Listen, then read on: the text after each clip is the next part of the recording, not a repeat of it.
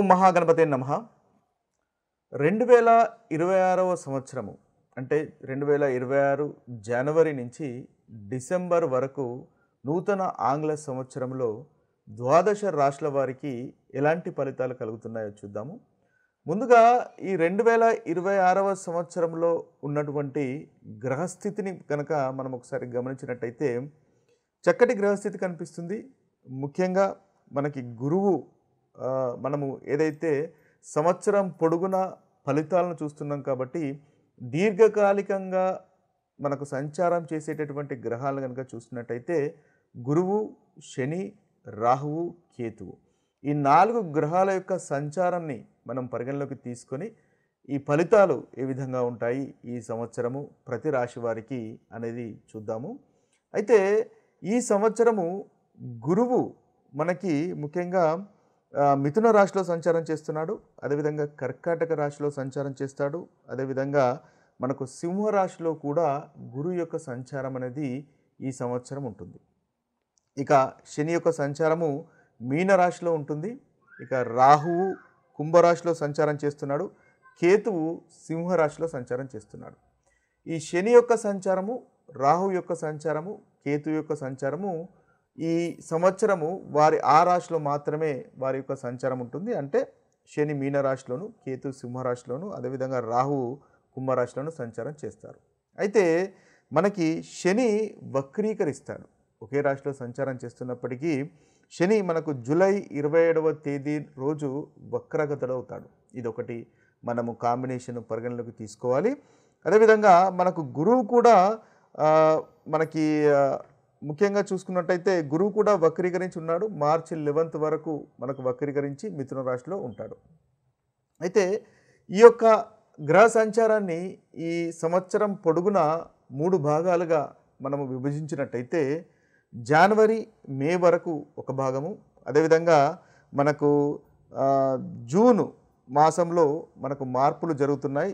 June 2వ తేదీన కర్కాటక రాశిలోకి గురువు సంచారం ఉంటుంది. కాబట్టి జూన్ మాసము ఒక సంచారంలో కలిగే మార్పు. ఇక జూలై, అక్టోబర్ కూడా మనం తీసుకున్నట్టయితే జూలైలో శని వక్రగతుడవుతున్నాడు. ఇక అక్టోబర్ 31వ తేదీ గురువు మనకు సింహరాశిలో సంచారం చేస్తున్నాడు. అంటే మనకి అక్టోబర్ తర్వాత నుంచి అదేవిధంగా జనవరి, మే వరకు, జూను, తర్వాత జూలై నుంచి అక్టోబర్ వరకు ఇలా మనం విభజించుకుంటూ మనము ద్వాదశ రాశుల యొక్క ఫలితాలు ఈ సంవత్సరము ఏ విధంగా ఉంటాయో చూద్దాము. మిథున రాశి వారికి 2026 సంవత్సరంలో ఉన్నటువంటి ఫలితాలు కనుక ఒకసారి చూసినట్టయితే ఈ రాశి వారికి ముఖ్యంగా మనము ఈ సంవత్సరంలో ఉన్నటువంటి కాలము జనవరి నుంచి మే వరకు చూసినట్టయితే ఈ రాశి వారికి జనవరి, మే మధ్య భాగంలో దాదాపుగా కేతుగ్రహం వల్ల చాలా చక్కటి ఫలితాలు కలుగుతున్నాయి. ఈ సంవత్సరం మొత్తము కేతుగ్రహం వల్ల మిథున రాశి వారికి అనుకూలమైనటువంటి ఫలితాలు కలుగుతున్నాయి. అయితే జనవరి, మే కాలంలో కనుక చూసినట్టయితే కేతువు వల్ల ఇప్పటి వరకు ఉన్నటువంటి పెండింగ్లో ఉన్నటువంటి పనులు మీరు ఈ సంవత్సరం పూర్తి చేయగలుగుతారు. అదేవిధంగా విద్యార్థులకు కూడా చాలా చక్కటి మంచి సమయంగా చెప్పవచ్చు. విద్యార్థులు కూడా మంచి ఎక్సెల్ అవుతారు. చదువులో మంచి ప్రతిభను కనబరిచేటటువంటి అవకాశము మనకు మిథున రాశి వారికి ఈ సంవత్సరము గోచరిస్తుంది. అదేవిధంగా జూన్ తర్వాత అంటే జూన్ తర్వాత ఎప్పుడైతే గురువు కర్కాటక రాశిలోకి సంచారం చేస్తాడో, ఎప్పుడైతే జూన్ 2వ తేదీన గురువు కర్కాటక రాశిలోకి సంచారం చేస్తాడు అంటే మిథున రాశి వారికి 2వ ఇంట్లో గురువు యొక్క సంచారం ఉంటుంది.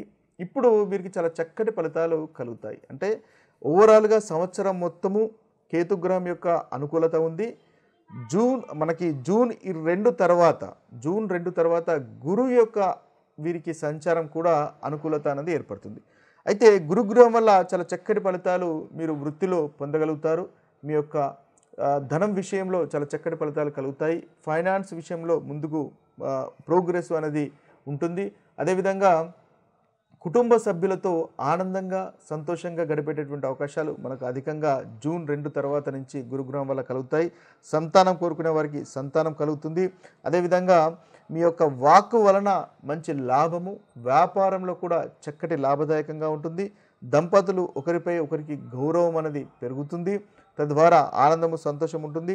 అదేవిధంగా ఉద్యోగం లేని వారికి నూతన ఉద్యోగ అవకాశాలు కూడా కలుగుతాయి. ఆరోగ్యము కాస్త ఇబ్బంది పడుతున్నట్టయితే ఆరోగ్యం కూడా మెరుగుపడుతుంది.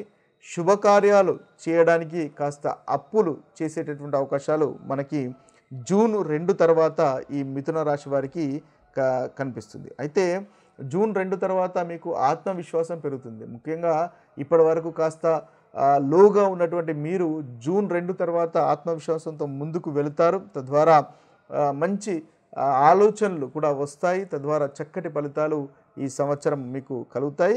ముఖ్యంగా జూన్ నుంచి దాదాపు వీరికి అక్టోబర్ 31 వరకు గురుగ్రహం యొక్క అనుకూలత అనేది వీరికి కనిపిస్తుంది అని మనం చెప్పవచ్చు.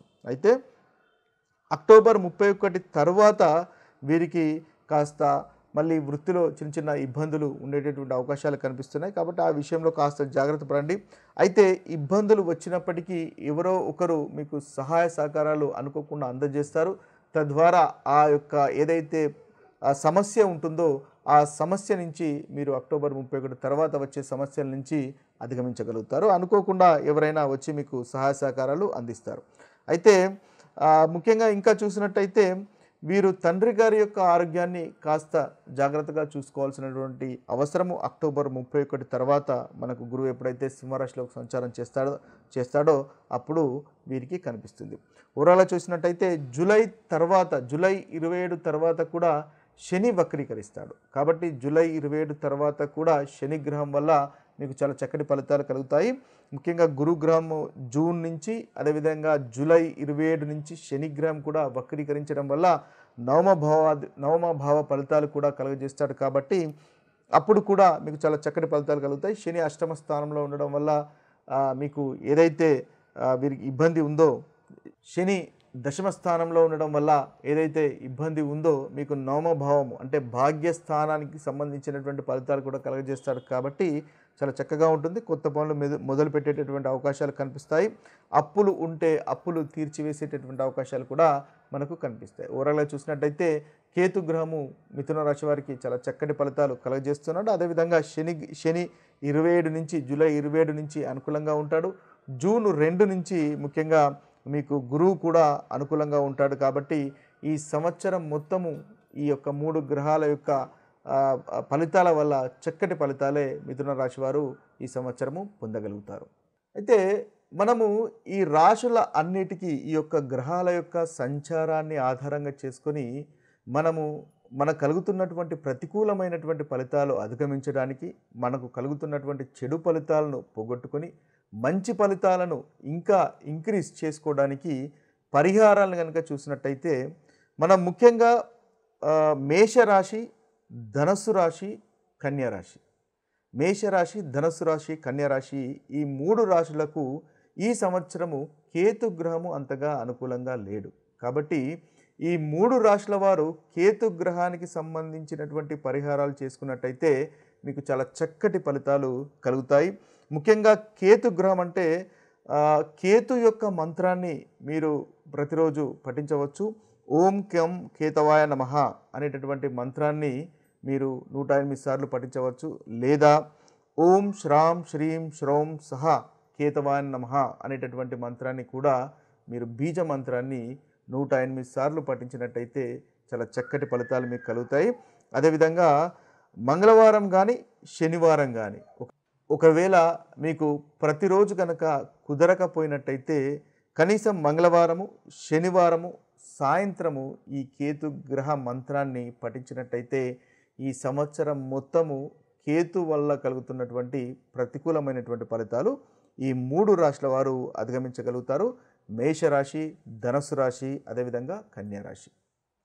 ఇక మిగతా రాశులు కనుక చూసినట్టయితే వృషభ రాశి, కర్కాటక రాశి, మకర రాశి, తులారాశి, మిథున రాశి ఈ యొక్క 5 రాశుల వారు రాహు కేతువుల యొక్క మంత్రాన్ని పఠించినట్టయితే వీరికి చక్కటి ఫలితాలు కలుగుతాయి. అంటే ఈ సంవత్సరంలో ఈ రాశుల వారు రాహు యొక్క గ్రహానికి సంబంధించినటువంటి పరిహారాలు చేసుకోవాలి. అదేవిధంగా కేతుకు సంబంధించినటువంటి పరిహారాలు కూడా చేసుకోవాలి. అంటే ఈ 2 గ్రహాలు ఈ రాశుల వారికి అంతగా అనుకూలంగా లేవు. ముఖ్యంగా వృషభ రాశి వారికి, కర్కాటక రాశి వారికి, మకర రాశి వారికి, తులారాశి వారికి, మిథున రాశి వారికి. అయితే వీరు ముందుగా మనము చెప్పుకున్నట్టుగా కేతు మంత్రాన్ని, కేతు బీజ మంత్రాన్ని 108 సార్లు మంగళవారం కానీ శనివారం కానీ పఠించండి. ఓం శ్రాం శ్రీం శ్రౌం సహ కేతవే నమః అనేటటువంటి మంత్రాన్ని పఠించినట్టయితే చక్కటి ఫలితాలు కలుగుతాయి. అదేవిధంగా ఈ రాశుల వారు ఈ సంవత్సరం పొడుగునా గణపతిని ఆరాధించినట్టయితే ఈ కేతు గ్రహం వల్ల కలుగుతున్నటువంటి ప్రతికూలమైనటువంటి ఫలితాలు తొలగిపోయి అనుకూలమైనటువంటి ఫలితాలు కలుగుతాయి. అదేవిధంగా శివుడికి అభిషేకం చేసినా కూడా మనకు ఈ రాశి వారికి చక్కటి ఫలితాలు కలుగుతాయి. అయితే ఈ కేతు గ్రహంతో పాటుగా మనము రాహుగ్రహానికి సంబంధించినటువంటి పరిహారాలు కూడా చేసుకోవాలి. ముఖ్యంగా రాహుగ్రహం అంటే దుర్గామాతను కనుక ఈ రాశుల వారు ఈ సంవత్సరం ఆరాధించినట్టయితే చక్కటి ఫలితాలు కలుగుతాయి. అనుకున్నటువంటి మీకు పనులు నెరవేరుతాయి. ముఖ్యంగా రాహు యొక్క బీజమంత్రాన్ని కూడా మీరు పఠించవచ్చు.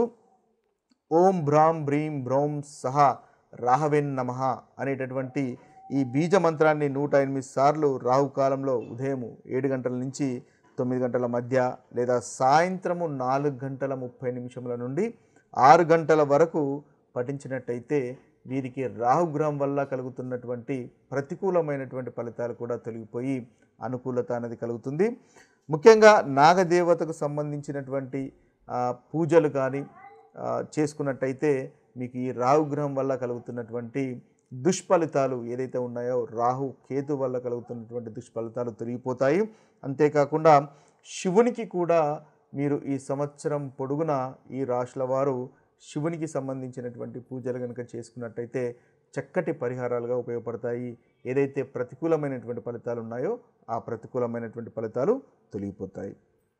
ఇక మనం చూసినట్టయితే సింహరాశి, వృశ్చిక రాశి, కుంభరాశి, మీనరాశి ఈ మిగిలిన 4 రాశులు సింహరాశి, వృశ్చిక రాశి, అదేవిధంగా కుంభరాశి, మీనరాశి ఈ 4 రాశుల వారు మాత్రము రాహు, కేతువు, శని ఈ 3 గ్రహాల యొక్క పరిహారాలు చేసుకోవాల్సినటువంటి అవసరం ఉంటుంది. అంటే ఈ సంవత్సరం పొడుగునా మీకు ఈ 3 గ్రహాలు దాదాపుగా అంతగా అనుకూలంగా లేవు కాబట్టి ఈ ప్రతికూలమైనటువంటి ఫలితాలు తొలగిపోయి అనుకూలమైనటువంటి ఫలితాలు కలగడానికి ఈ 3 గ్రహాల యొక్క పరిహారాలు అనేది చేసుకోవడం ఉత్తమము. మనం ముందుగా చెప్పుకున్నట్టుగా ఈ రాహు పరిహారాలు, అదేవిధంగా రాహు బీజ మంత్రాలు, అదేవిధంగా కేతు బీజ మంత్రాలను పఠించండి. వాటితో పాటుగా శనికి సంబంధించినటువంటి పరిహారాలు కూడా చేసుకోవడము ఈ రాశుల వారికి అనుకూలంగా ఉంటుంది. ముఖ్యంగా శనీశ్వరుణ్ణి ఆరాధించండి ప్రతి శనివారము. తద్వారా చక్కటి ఫలితాలు ఈ 4 రాశుల వారికి కలుగుతాయి. ముఖ్యంగా ఓం శనిశ్చరాయ నమః, ఓం శం శనిశ్చరాయ నమః అనేటటువంటి మంత్రాన్ని మీకు వీలైన సార్లు మీరు జపించుకున్నట్టయితే ఈ 4 రాశుల వారికి పరిహారంగా ఉంటుంది. అదేవిధంగా నవగ్రహ శాంతి హోమాలు కూడా చేసుకోవడం వల్ల చక్కటి ఫలితాలు ఈ రాశుల వారికి కలుగుతాయి. శనిదేవునికి నల్లని